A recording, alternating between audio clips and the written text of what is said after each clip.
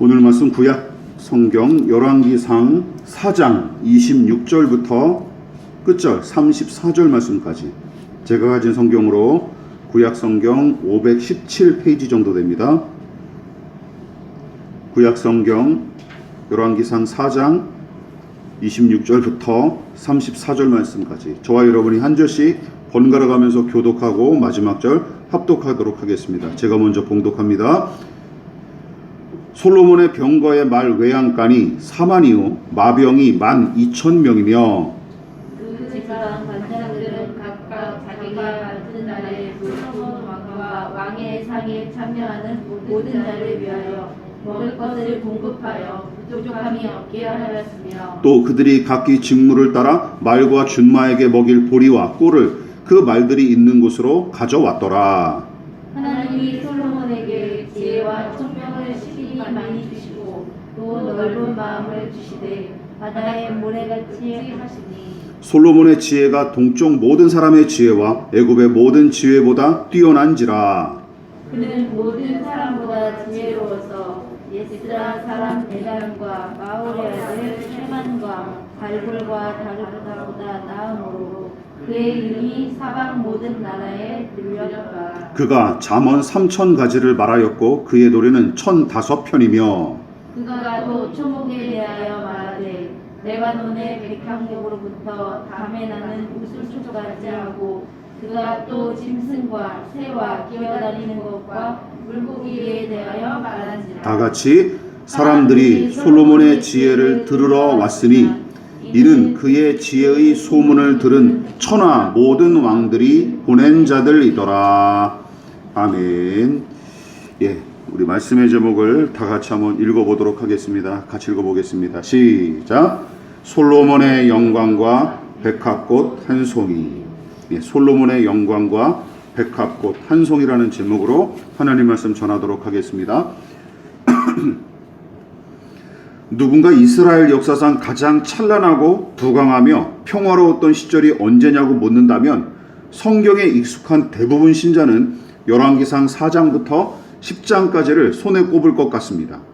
선대 왕인 다윗의 헌신과 기도의 바탕 위에 강력하면서도 지혜로운 솔로몬의 통치가 더해지면서 이스라엘 나라는 그야말로 최전성기를 맞이하죠.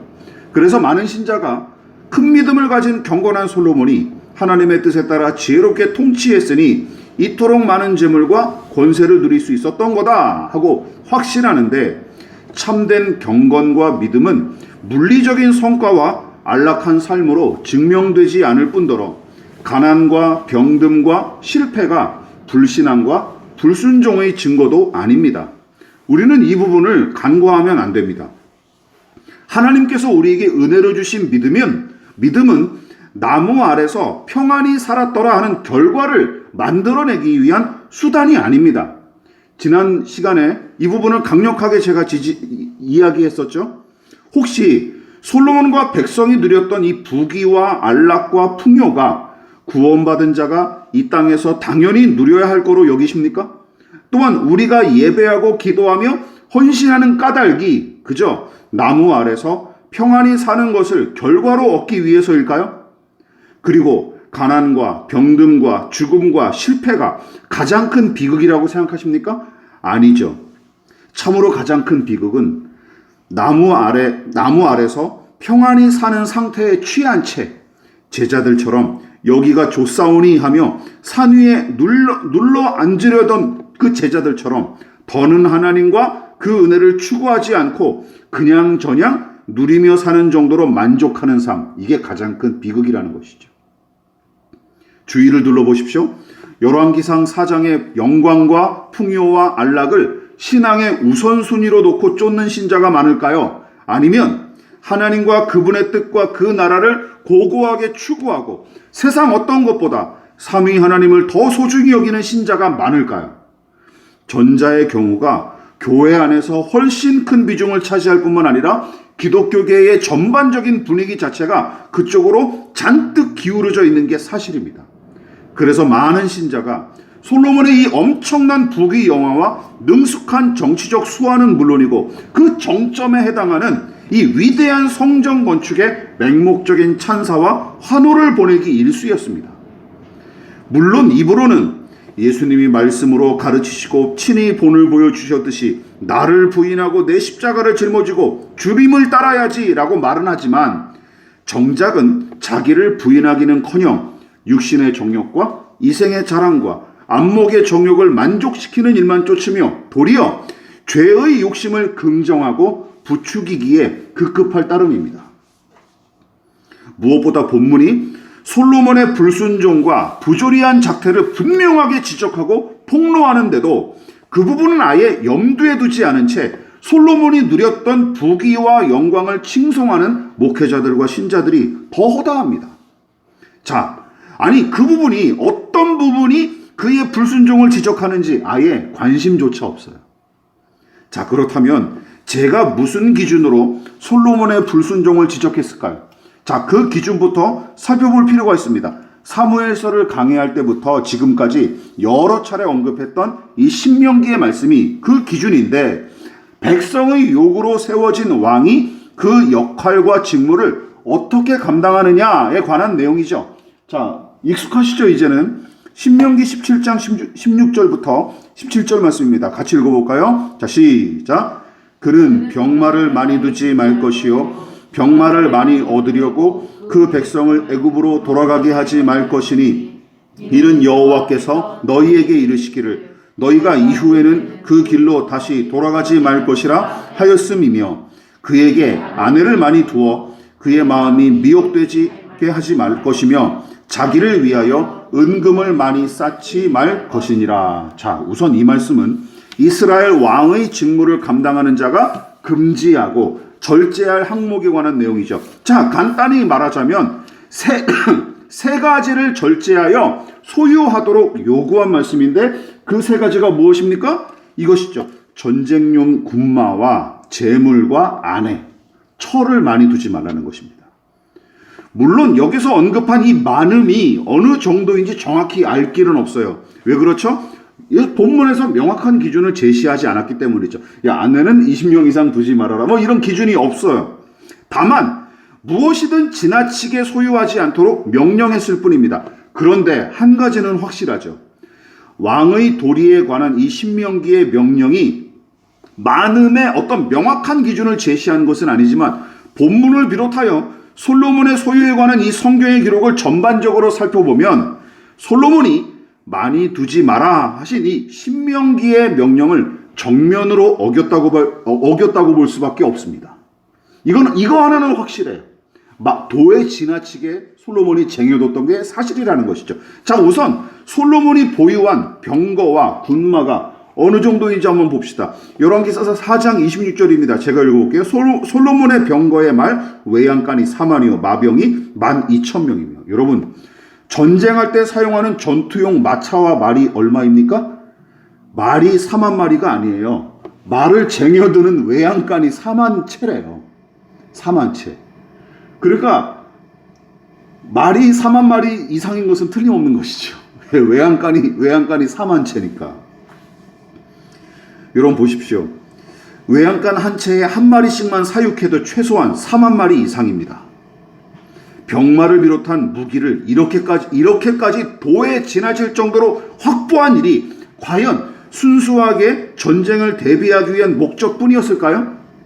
여러분, 도리어 왕의 권세를 과시하려는 의도가 다분해 보입니다.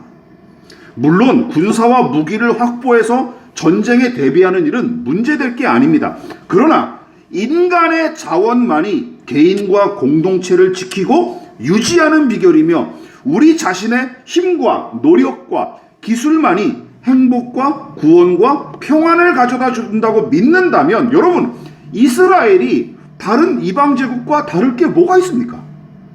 그렇지 않습니까? 이쯤에서 선대 왕이었던 아버지였던 다윗이 전쟁의 승리를 기원하면서 이런 노래를 불렀는데 이것과 비교해 보십시오. 같이 읽어보겠습니다. 시작. 어떤 사람은 병거, 어떤 사람은 말을 의지하나 우리는 여호와 우리 하나님의 이름을 자랑하리로다. 저는 솔로몬에 관련된 이 열왕기상의 내용들을 깊이 묵상하면서 솔로몬과 다윗이 계속 비교가 되잖아요. 그러다 보니까 야, 다윗이 이상한 짓도 많이 저지르고 나쁜 짓도 저질렀지만 야 그래도 신앙적으로는 참 위대한 인물이긴 사실이구나. 이걸 더 분명하게 깨닫습니다. 세상 사람은 전쟁의 승리를 위해 전차와 군마를 비롯한 무기와 병력을 의지하지만 다윗은 대적과 맞서 싸울 때조차도 뭘 의지한다고 고백합니까? 여호와 우리 하나님을 의지한다고 고백합니다. 병거와 말을 무시하는 고백이 아니죠. 그것이 중요하지만 하나님을 빼놓으면 아무 소용없다는 뜻입니다. 다윗의 고백과 본문의 솔로몬을 비교하면 두 사람의 차이점이 아주 명확하게 드러납니다.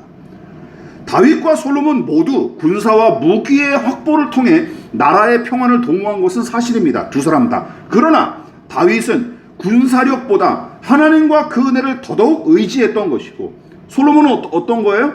막강한 군사력과 그 증진이 평화와 승리의 유일한 관건으로 여겼던 것입니다. 이게 두 사람의 차이점이에요. 그뿐만이 아닙니다. 신명기의 명령을 정면으로 어긴 일이 본문에 또 한 가지 등장하죠. 무엇이죠? 바로 은금을 많이 쌓지 말라 하는 명령을 정면으로 어긴 채 엄청난 양의 사유재산을 보유한 것은 물론이고 분에 넘치도록 사치를 누리며 살았습니다.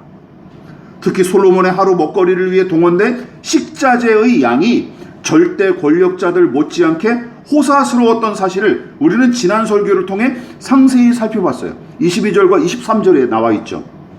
그래서 열왕기상 10장에서는 그의 재산과 지혜에 대해서 이렇게 평가했습니다. 읽어볼까요? 시작. 솔로몬 왕의 재산과 지혜가 세상의 그 어떤 왕보다 큰지라. 옛날에 제가 이런 신명기의 배경을 모르고 이 부분을 읽었더라면 야 그래 솔로몬 짱짱맨이구나 이렇게 생각했을 것 같아요. 근데 이게 이제는 비판적인 메시지로 들린다는 것이죠. 당시 다른 이방 제국의 왕들보다도 더 많은 재산을 소유했고 여느 왕들을 주눅들게 할 만큼 지혜도 뛰어났다고 기록합니다. 성경에 등장하는 모든 인물을 통틀어서 사유재산을 가장 많이 보유한 사람이 누구일까요? 저는 몇 사람이 생각났습니다. 이집트의 국무총리였던 요셉이었을까요? 아니면 페르시아의 왕 아수에로의 왕비로 간택됐던 에스더였을까요? 아니면 성경이 직접적으로 거부, 즉 재산가로 표현할 정도로 부자였던 사람이 있어요. 족장 중에 누구일까요? 이삭입니다. 이삭. 창세기 26장 13절에 이삭을 가리켜서 거부라고 명명했습니다. 그럼 이삭일까요? 제일 큰 부자가? 제 아무리 날고 기더라도 솔로몬에 비하면 앞에 언급한 사람들 다 세 발의 피에 불과합니다. 솔로몬이 최고 자산가였던 게 틀림없습니다. 물론 막대한 재산을 소유했다라는 이유만으로 비판하는 것은 아닙니다. 게다가 그에게 이 부귀를 베푸신 분이 누구십니까? 하나님 아니십니까? 이렇게 나와 있어요. 같이 읽어볼게요. 시작. 내가 구하지 아니한 부귀와 영광도 내게 주노니 내 평생의 왕들 중에 너와 같은 자가 없을 것이라. 자, 이 부분이 참 곤란하죠. 아니 하나님이 주신 거 아닙니까? 주신 거 받은 건데 이게 무슨 죄입니까? 라고 따지면 당장 할 말이 얼른 떠오르질 않아요. 어떤 사람들은 그래서 이런 구절을 근거로 솔로몬의 막대한 사유재산이 오히려 복의 증거이자 좋은 믿음의 결과라고 주장하는 것입니다. 틀린 말은 아니죠. 그러나 기억하십시오. 다 맞는 말도 아닙니다. 틀린 말도 아니지만 맞는 말도 아니에요. 이쯤에서 성경이 무엇을 더 주목하고 중요하게 여기는지 저와 여러분 생각해 보시기 바랍니다. 하나님께 은혜와 복을 받아내는 일이 더 중요할까요? 아니면 은혜를 받은 이후의 태도와 그 은혜의 쓰임새가 더 중요할까요? 네, 성경을 읽어본 분들은 아시겠지만 후자가 훨씬 더 중요합니다. 받은 게 중요한 게 아니라 받은 것을 어떻게 썼느냐, 이게 더 중요한 관건이라는 것이죠. 성경은 후자의 경우에 더 많은 분량을 할애하고 그 부분을 더 중요하게 다룹니다. 쉽게 말해 받은 은혜를 어떻게 사용했는지, 은혜를 받은 이후에 그 사람이 어떤 태도를 유지했는지에 따라서 개인과 공동체의 운명이 결정됐던 일들을 떠올려 보십시오. 그리고 솔로몬이 대표적인 인물 아닙니까? 많이 받았어요. 근데 많이 받은 걸 어떻게 했어요? 오용하고 남용했더니 망가져 버렸죠. 받은 것도 중요하죠. 그러나 받은 것보다 더 중요한 건 뭡니까? 받은 이후의 문제가 더 중요하다는 것입니다. 그렇다면 솔로몬이 얼마나 많은 복을 받았는가 하는 질문보다 더 중요한 것은 무엇일까요? 솔로몬은 받은 복을 어떻게 사용했냐? 이 질문이 더 중요한 것이죠. 그리고 그는 은혜 받은 이후 어떻게 살았는가 하는 질문이 훨씬 더 중요한 것입니다. 만일 솔로몬에게 앞의 내용으로 물어봤다면 스스로 매우 흡족해하면서 대답했겠죠. 당신 얼마나 많은 복을 받았습니까? 내가 이것도 받고 저것도 받고 이렇게 많이 누렸습니다 하면서 아주 침을 튀기면서 막 얘기했을 거예요. 그러나 후자의 질문, 당신은 그럼 은혜 받은 이후 어떻게 살았습니까? 라고 질문하면 아무 말도 못한 채 얼굴만 벌겋게 달아올랐을 것 같아요. 부끄러워서. 천국에서 솔로몬을 만난다면 말이죠. 왜 하나님께서 믿음의 사람들에게 복을 베풀어 주십니까? 그 이유가 아브라함의 이야기에 잘 드러나 있습니다. 자, 창세기 12장 같이 읽어볼까요? 시작. 내가 너로 큰 민족을 이루고 내게 복을 주어 내 이름을 창대하게 하리니 너는 복이 될지라. 죽냐? 땅의 모든 족속이 너로 말미암아 복을 얻을 것이라 하신지라. 여기 잘 나와 있죠. 근데 이 구절을 많은 기독교인들이 다 놓쳐버리고 있죠. 그냥 복 받은 것만 생각하죠. 여러분, 아브라함이 복을 받은 이유는 그 복을 뭐 하기 위해서? 땅의 모든 족속과 나누기 위해서입니다. 믿으십니까? 땅의 모든 족속과 나누기 위해서. 즉, 그를 하나님의 복을 세상에 전달하는 통로로서 부르신 것이죠. 우리가 축복의 통로라는 복음성가를 자주 부르지 않습니까? 여러분, 복의 통로로서 그를 부르신 거예요. 그렇다면 솔로몬은 어떻습니까? 복의 통로가 되기는커녕 제 것만 채우는 저수지처럼 살았습니다. 그게 이 사람의 문제였어요. 게다가 하나님이 아닌 막대한 재물을 통해 인생의 만족과 안녕을 도모했던 게 틀림없기에 하나님을 자기 힘으로 삼지 않고 재물의 풍부함을 의지하는 자를 악인으로 불렀던 이 아버지의 신앙과도 거리가 멉니다. 그래도 이 사람의 소유가 사유재산이 적절하다고 판단하십니까? 혹은 한 나라의 왕으로서 위대한 통치자로서 이 정도 누리는 게 마땅하다라고 여전히 생각하십니까? 여러분, 솔로몬은 왕의 직무에 관한 신명기의 명령을 우습게 여겨서 죄다 어겼고 게다가 그의 불순종이 열왕기상 3장부터 시작된 사실을 이미 몇 차례 설교를 통해 우리는 살폈습니다.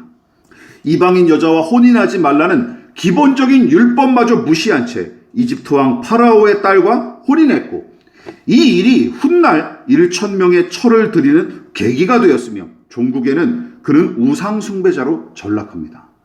이방인 여자들을 드린 이 일들이 사달이 나서 나중에는 우상 숭배자로 전락해버린 것, 변질해버린 것이죠. 또한 여호와 하나님을 사랑하기는 했으나 정치적인 목적으로 산당에서 분향하고 제사한 일도 마찬가지죠. 그러니까 왕의 도리와 본분에 관해 명령한 말씀 중 제대로 지킨 것이 하나도 없고 오히려 산당 제사를 부추기는 작태까지 저지른 것입니다. 구원의 은혜를 제외하고 세상에 누릴 수 있는 복을 가장 많이 받은 사람이 솔로몬 아닙니까? 본문도 그 사실을 내내 강조하고 있어요. 제가 읽어보겠습니다. 하나님이 솔로몬에게 지혜와 총명을 심히 많이 주시고 또 넓은 마음을 주시되 바닷가에 모래같이 하시니. 하나님은 솔로몬에게 많은 재산과 함께 뛰어난 지혜도 허락하십니다. 여기 언급된 넓은 마음은 이게 아니에요. 넓은 아량이나 성숙한 마음을 의미하는 게 아니라 앞의 말과 똑같은 말입니다. 앞부분에서 언급한 지혜와 총명과 마찬가지로 다방면에 걸친 해박한 지식을 의미한다고 합니다.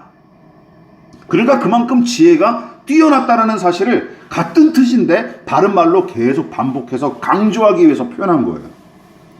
그만큼 그의 지혜가 뛰어났다는 사실을 강조하기 위해서입니다. 그러니까 솔로몬은 인간이 세상에서 누릴 수 있는 모든 것을 다 누렸고 그것도 조금씩 맛본 게 아니라 차고 넘치도록 소유했으며 부귀 영화를 진절머리가 날 때까지 맛본 인물입니다. 그야말로. 게다가 그는 치열하게 전쟁을 치렀다거나 요셉과 다윗처럼 아버지 다윗처럼 고생한 기록도 없어요. 그렇지 않습니까? 고생한 기록도 없어요. 그래서 많은 신자와 무수한 교회가 솔로몬이 받아 누린 것들을 똑같이 누려보고 싶다며 그가 했던 대로 일천번제와 성전 건축에 그토록 목을 메고 달려드는 게 아니겠습니까? 기억하십시오. 솔로몬의 신앙은 열왕기상 4장부터 서서히 변질하기 시작하고 성전 봉헌식 이후로 그의 신앙과 삶은 더는 손을 쓸 수 없는 상태까지 전락을 합니다. 물론 영적으로는 최악의 상태였을지라도 그의 재산과 권세와 향락은 변함이 없었어요. 줄어들지 않았습니다. 그렇지 않습니까? 이게 문제예요. 살아가는 데는 아무런 지장이 없으니까 영적으로도 내가 문제가 없다라고 생각을 해버리는 것이죠. 여러분 솔직히 말해 보십시오. 과연 교회 안에 솔로몬의 불순종에 관한 기록을 염두에 두고 하나님의 넘치는 은혜와 북의 영화가 오히려 솔로몬 자신과 이스라엘을 망가뜨리는 독이 되었구나 하며 경계하는 신자가 많을까요? 아니면 오히려 영적인 면은 밑바닥 수준이고 우상숭배자로 변질한 게 대수냐? 믿음이 밥 먹여주냐? 솔로몬처럼 살면 여한이 없겠다 하고 생각하는 신자가 더 많을까요? 표현은 그렇지 않을지라도 대부분 후자 쪽을 따르는 사람들이 훨씬 많습니다. 순진한 척하지 마십시다. 속내를 직접적으로 드러내지는 못했지만 정작은 후자처럼 생각하는 신자들이 더 많다고 저는 확신합니다. 게다가 수없이 반복해서 강조했듯이 솔로몬 개인의 영광이 워낙 강렬하게 빛났던 까닭에 명백한 그의 불순종조차 별거 아닌 것처럼 취급하는 설교자와 신학자가 허다합니다. 심지어 제가 개인적으로 존경에 맞지 않던 성경 주석가마저도 본문의 솔로몬을 편들면서 본문을 이렇게 주석을 했어요. 제가 읽어보겠습니다. 솔로몬 왕국의 규모나 부요함에 비해서는 이웃나라보다 말을 많이 둔 것이 아니다. 왜냐하면 블레셋 군병은 병거 3만을 이끌고 전쟁터에 나왔었고 아람 군병이 적어도 마병 4만을 거느리고 왔다는 사실로 알 수 있기 때문이다. 다른 이방 제국과 이렇게 비교를 한 것이죠. 유명한 매튜 헨리 목사님이십니다. 영국에. 그래서 신명기의 명령도 크게 어긴 게 아니라며 옹호하기에 이릅니다. 세계적인 성경 주석가이자 신실한 목회자들조차도 여러분 솔로몬의 영광에 눈이 멀어 이런 해석을 내놓는데 하물며 우리와 같은 평범한 신자들이 오죽하겠습니까? 그러니까 솔로몬 얘기만 나오면 막 박수 일어나서 기립박수부터 치는 거예요. 많은 신자가 이 부분에서 중요한 사실을 간과합니다. 여러분 솔로몬의 업적은 입이 다물어지지 않을 정도고 그의 수완과 지혜는 가히 누구와도 견주기가 어려울 만큼 탁월했습니다. 그러나 열왕기상의 이 저자는 3장과 4장의 기록을 통해 솔로몬의 불순종을 분명하게 언급했고 성경의 독자들이 그 사실을 주목함으로써 경각심을 갖기를 바랐던 게 틀림없습니다. 그런 의도로 이 부분을 굳이 지적했던 것이죠. 그게 아니라면 왜 다된 밥에 재를 뿌리듯이 신명기의 명령을 정면으로 어긴 이 솔로몬의 행각을 성경에서 굳이 언급을 했을까요? 빼버리면 되는데. 그렇지 않습니까? 근데 굳이 언급한 이유가 뭡니까? 읽어보라는 거죠. 읽어보고 솔로몬의 이 이야기에 대해서 진지하게 곱씹어보라는 것입니다. 그가 한 일이 다 좋은 일이었냐? 라고 의문을 제기하는 것이죠. 그러나 성경의 명백한 기록과 고발에도 불구하고 솔로몬의 영광만 주목한 채 그의 불순종을 대부분 사람이 간과하기 일쑤였습니다. 우리는 진정으로 주의 뜻에 순종하기를 바랄까요?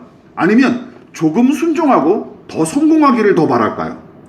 또한 목회자들은 엄청난 금액의 11조를 헌금하는 성공한 교인과 국회의원 배지를 단 교인을 더 좋아할까요? 아니면 1,000원 헌금하기가 어려울 정도로 쩔쩔매는 가난한 교인이지만 성경을 주야로 묵상하고 기도에 매진하며 주의 뜻이면 힘써 순종하는 교인을 목회자들이 더 좋아할까요?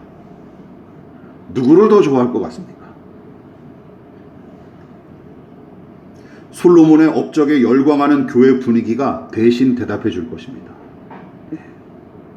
대신 대답해 줄 것입니다. 그러나 사도 요한을 비롯한 경건한 신자들은 중심을 잃지 않아서 다행이죠. 요한이 쓴 편지를 우리 같이 한번 읽어볼까요? 요한 2서 1장 4절 말씀 시작. 너의 자녀들 중에 우리가 아버지께 받은 계명대로 진리를 행하는 자를 내가 보니 심히 기쁘도다. 사도 요한의 기쁨은, 목회의 기쁨은 무엇이었습니까? 여러분, 사도 요한은 열왕기상 3장과 4장에 기록된 솔로몬의 이야기를 읽고 무슨 생각을 했을까요? 사도 요한의 입장에서 한번 생각해 보세요. 사도 요한이 솔로몬의 행각을 기뻐했을까요? 저는 절대 아니라고 확신합니다. 사도 요한이 기뻐한 것은 무엇입니까?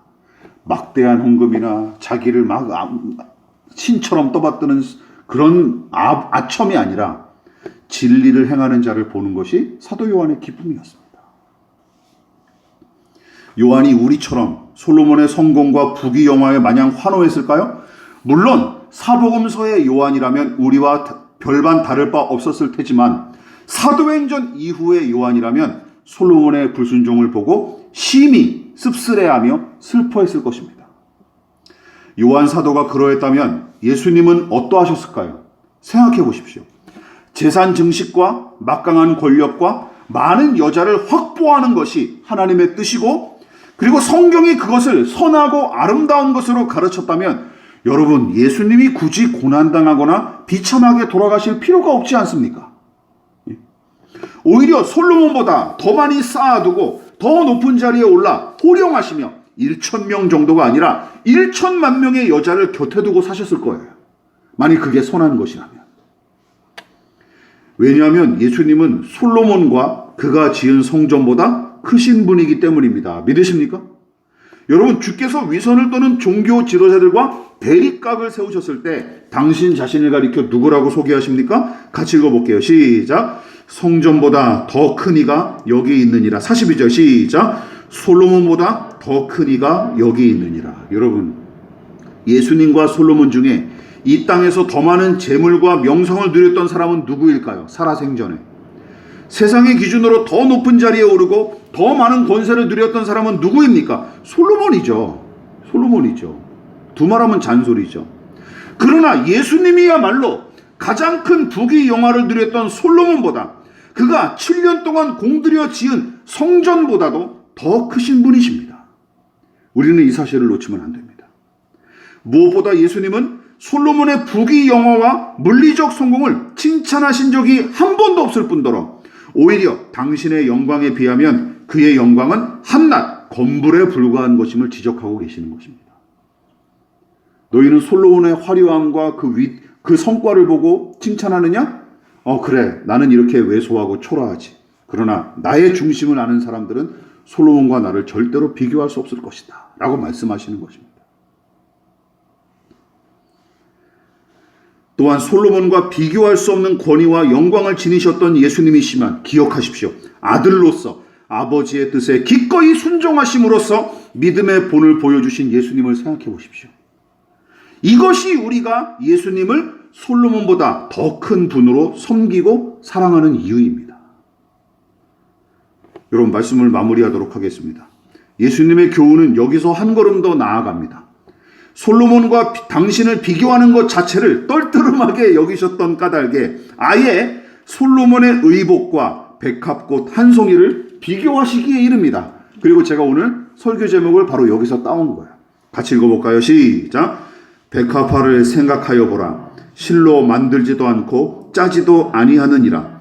그러나 내가 너희에게 말하노니 솔로몬의 모든 영광으로도 입은 것이 이 꽃 하나만큼 훌륭하지 못하였느니라. 믿으십니까? 여러분, 무엇에 우리는 마음을 뺏기고 눈을 뺏기고 살아가고 있습니까? 설마 솔로몬이 평범한 옷을 입고 지냈을까요? 말도 안 되죠. 예. 하루 식사량이 식자재가 어마어마하게 들어간 그 양반이 저처럼 이런 옷을 입고 다녔을까요? 그럴 리가 없지 않습니까? 최고급 원단으로 옷을 지어 입고 가장 값비싼 보석으로 장식했을 것입니다. 틀림없이. 그러나 수백억 원짜리 솔로몬의 의복보다 더 귀하고 아름다운 것이 백합꽃 한 송이라고 말씀하신 예수님을 보십시오. 예수님은 명품과 보석으로 치장한 사람이 아닌 길가에 핀 들꽃 한 송이를 더 기뻐하시는 분이십니다. 믿으십니까? 무엇보다 한 송이 꽃보다 더 아름다운 사람들, 사람이 꽃보다 아름답다라는 노래도 있지 않습니까? 성경적이죠, 참. 한 송이 꽃보다 더 아름다운 사람들, 즉 주의 말씀을 겸손히 청종하는 사람들, 비록 가난하고 연약할지라도 주의 뜻이면 용감히 순종하는 사람들, 남루한 옷차림에 가려졌을지라도 중심의 아름다움을 간직한 사람들, 세상의 눈치나 살피고 사람에게 알랑거리게 급급하기보다 말씀의 뿌리를 내리고 잠잠히 기도하는 사람들, 세상에서 누리는 성공과 안락보다 내가 서 있는 자리에서 하나님의 나라와 그 의를 추구하는 사람들, 내 배만 채우기 위해 안달하기보다 가진 것이 적을지라도 기꺼이 나누고 베푸는 사람들, 이 땅에 보화를 쌓아두기보다 하늘에 소망을 두고 사는 사람들, 화려하고 거대한 왕궁과 성전을 세우기 위해 혈안이 되기보다 날마다 새롭고 강건하게 속사람을 세우기 위해서 힘쓰는 사람들, 그리고 당신처럼 솔로몬의 영광보다 들에 핀 꽃 한 송이와 지극히 작은 자를 더 귀하게 여길 줄 아는 사람들, 여러분, 예수님은 그런 사람들을 기뻐하고 사랑하십니다. 믿으십니까? 네, 그것이 중요한 것이죠. 기억하십시다. 솔로몬의 이름은 개역개정 성경의 신약에서 고작 10번밖에 등장하지 않습니다. 10번밖에 언급될 뿐이고 10개 구절 중에서도 그의 믿음과 경건을 칭찬하는 구절은 단 한 군데도 없습니다. 이게 바로 솔로몬의 실체입니다. 그렇지 않습니까? 한 군데도 없어요. 예수님, 신약의 저자들 다 솔로몬을 칭찬한 부분이 한 군데도 등장하지 않습니다. 당연한 결과죠. 그것이 바로 성경의 관점이죠. 근데 누가 환호해요? 자꾸만 우리가 환호한다니까요. 우리가 띄우지 말아야 될 사람들을 너무 띄우고 있다니까요. 이게 문제죠. 이게 문제죠. 어마어마한 1000번째 의식, 최고로 누린 부귀영화, 수많은 여자, 그리고 막대한 물량과 자금과 노동력과 시간을 들여 건축한 하나님의 성전 등은 예수님의 마음을 움직이지 못했고 그분을 기쁘시게 할 수 없었습니다. 야, 그래도 나는 솔로몬이야. 나무 아래서 평안히 살기만 해준다면 상관없어 하고 아직도 우기실 텐입니까? 여러분, 너희가 섬길 자를 오늘 택하라. 오직 나와 내 집은 여호와를 섬기겠노라 하고 도전했던 여호수아의 외침이 이제 필요한 듯합니다. 여러분, 기억하십시오. 이걸 마음에 새기고 살아가십시다. 성공한 사람이 아닌 예수님을 따르기를 진심으로 축원을 드리겠습니다. 기도하겠습니다. 하나님, 그렇습니다. 우리는 여전히 예수님을 빙자하여 그리고 신앙을 빙자하여 기도하고 또한 예배하고 헌신한다지만 결국은 예수님을 따르는 게 아니라 성공한 사람 그리고 성공한 사람이 누리는 부귀와 영화를 더 추구하고 있지 않습니까? 우리의 이 모순과 또한 이런 위선을 주님 긍휼히 여겨주시고 용서하여 주시옵소서. 진실하게 십자가를 지고 골고다 언덕을 향해 나아가신 예수님을 따라갈 수 있는 믿음의 사람들 다 될 수 있도록 우리에게 믿음의 믿음을 더하여 주시옵소서. 하나님의 은혜가 필요합니다. 그리고 성령께서 우리를 날마다 새롭게 변화시켜 주시고 예수 그리스도의 말씀과 그리고 그분의 영광을 더욱더 사모하는 믿음의 마음들이 우리의 심령 속에 더욱더 새겨지게 도와주시옵소서. 감사를 드리며 우리를 사랑하신 예수님의 이름으로 기도합니다. 아멘. 지금은 우리를 위하여 십자가에 몸버려 피 흘려 돌아가신 예수 그리스도의 한량없으신 은혜와 하나님 아버지의 극진하신 사랑하심과 성령 하나님의 영원한 사귐이 오늘 이 시간 솔로몬의 영광보다 들에 핀 꽃 한 송이를 그리고 솔로몬의 위엄보다 예수 그리스도의 영광을 더욱더 사모하여 겸손히 머리 숙인 사랑하는 성도들의 머리 위에 저들의 가정과 직장과 사업장과 학업과 장래 가운데 이 나라의 민족과 한국교회와 저 북녘의 동포들과 세계와 열방 가운데 지금부터 영원히 함께 하시기를 간절히 축원하옵나이다. 아멘.